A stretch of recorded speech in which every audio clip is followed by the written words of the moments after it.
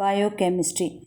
When we study the chemical structure and processes of living organism, it is the process in which are occurring in the living body. But we can't understand the processes without the knowledge of the biochemistry. So the chemical reactions which are occurring in the body of living organism like photosynthesis and respiration, they can't be understood without the knowledge of the chemistry. So biochemistry is an important branch. Next is the biogeography. When we study the living organisms, we must study about the habitat in which they live and why some animals live in different habitats. So when we study about the living organism according to their area, we study in the biogeography. Numbering of the organism in different areas, they are studied in biostatistics. Bioeconomics, in bioeconomics, we study about the organism and their economical point of view. Why the organism they are important for us, like the different crops. Next topic is careers in biology.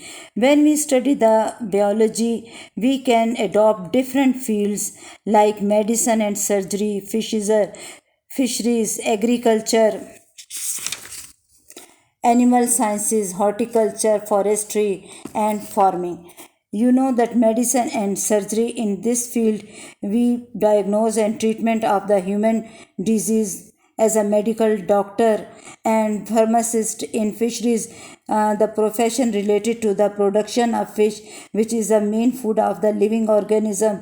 In agriculture, different crops and livestock are studied and to improve their quantity. In animal science, the livestock are and their breeding and their numbers are raised. In horticulture, different plants are and fruits and vegetables, their production is increases. In forestry, different plants are grown. In farmings, we different breed the different animals, the poultry, fruits, and vegetables. So different fields can be choose when a student studied the biology. Next topic is the five kingdom. You know that there are different classification, that there are many organisms which are present in the universe and they are placed in different groups and classes. So the classification which are done by the scientist Robert Whittaker in 1968, it is named as the five kingdom classification. He classified all the organism into five groups. According to that, there are five kingdom prokaryote, protistica, fungi, plantae, and animalia. In kingdom Monera are prokaryote. All the unicellular and microscopic organisms are present. They have no membrane bounded nucleus and other organelles which have the membrane around them. So there are only two species are present, bacteria and cyanobacteria in kingdom Monera.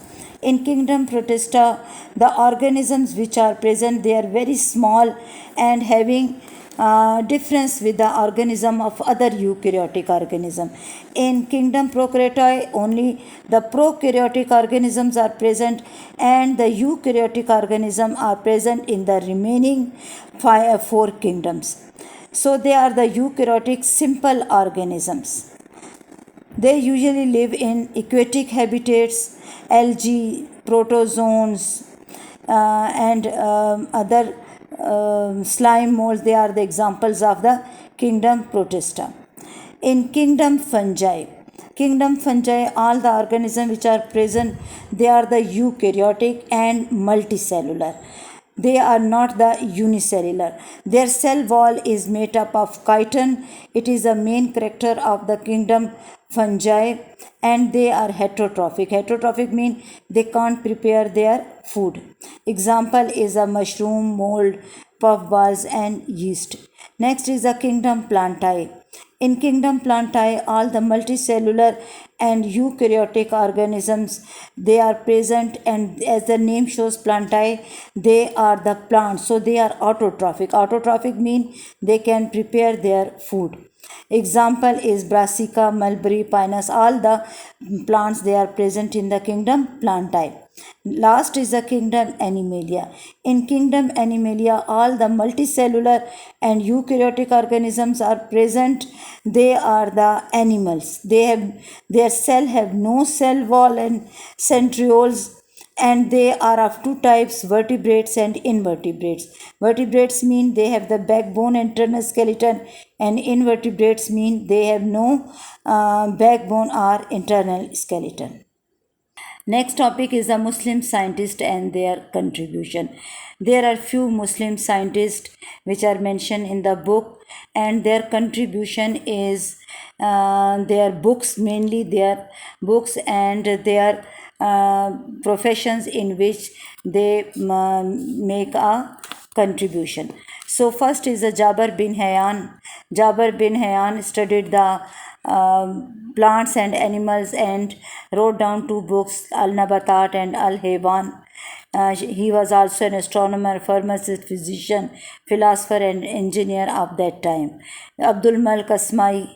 Abdul Malik Asmai was also a specialist in animal sciences, and he wrote different books like Al Khail, which is about horses, Al Abil about camels, third As Shah about sheep, fourth Al Wahush about wild animals, and Khalaqul Insan about the human beings. Bu Ali Sina, he was also a great Muslim scientist, and he has worked in medicine. He was also a mathematics expert in mathematics, astronomy, physics, and paleontology. He wrote the book about the eye, and he mentioned 130 disease of the eye in his book, which is named as Al Qanun fil Tib. The next is Abu Usman Umar Al Jais. He was also a famous scientist, and he mentioned the migration of fish in river Tigris in his book, and also explain the life system of an ant.